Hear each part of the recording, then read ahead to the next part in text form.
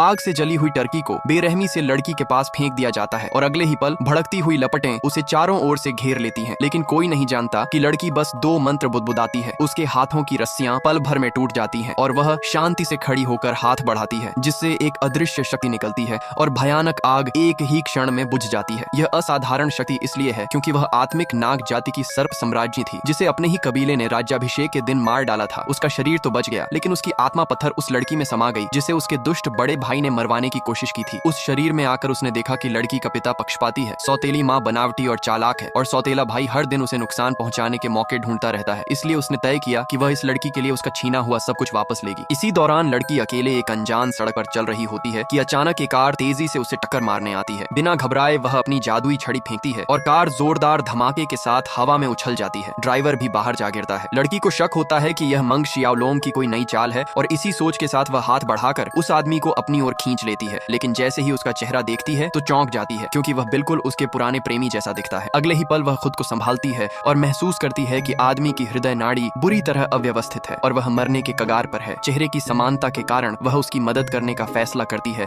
और आत्मिक नाग को बुलाकर उसकी हालत स्थिर कर देती है। वह बताती है कि अभी केवल दिल को संभाला है, पूरी तरह ठीक होने के लिए डॉक्टर की जरूरत होगी। आदमी आभार जताते हुए अपना परिचय देता है कि वह पेई समूह का सीईओ है और भविष्य में किसी भी मदद के लिए वह उसके पास आ सकती है। पेई समूह का नाम सुनते ही लड़की समझ जाती है कि यही वह बड़ा निवेशक है जिसके पीछे उसका लालची पिता घूमता रहता है। इसलिए वह सोचती है कि फिलहाल इसका इस्तेमाल किया जा सकता है। वह साफ कहती है कि वह उसकी बीमारी ठीक कर सकती है, लेकिन बदले में एक शर्त रखेगी जिसे वह बाद में बताएगी। लड़की उसके साथ उसके घर पहुंचती है। सहायक उसके कहने पर जहरीली जड़ी बूटियां मंगवाता है, लेकिन लड़की की कम उम्र देखकर उसे डर लगता है कि कहीं यह कोई धोखा न हो, इसलिए वह डॉक्टर को बुला लेता है। इसी बीच लड़की जड़ी बूटियां खुद खा लेती है और अचानक सांप की तरह आदमी के गले से लिपटकर उसे काट लेती है, जिससे सहायक और डॉक्टर घबरा जाते हैं। जांच के बाद डॉक्टर हैरान रह जाता है, क्योंकि आदमी की दिल की बीमारी पूरी तरह ठीक हो चुकी होती है और उसकी नाड़ी सामान्य से भी अधिक मजबूत होती है। तब सहायक शर्मिंदा होकर लड़की से माफी मांगता है। कुछ ही देर में खबर आती है कि मो परिवार के लोग व्यापार की बात करने आए हैं। आदमी बाहर जाता है और लड़की को आराम करने को कहता है, लेकिन बाहर निकलते ही लड़की को जानी पहचानी आवाज सुनाई देती है। वह देखती है कि उसका घटिया पिता और सौतेला भाई वहीं खड़े हैं, जो पेई यान से वुल्फ फ्रॉग वाली जमीन खरीदना चाहते हैं और बाजार से ज्यादा दाम देने की पेशकश कर रहे हैं। लड़की तुरंत समझ जाती है कि यह जमीन उनके लिए बेहद अहम है, इसलिए वह सामने आकर साफ कह देती है कि यह जमीन मो परिवार को नहीं बेची जाएगी।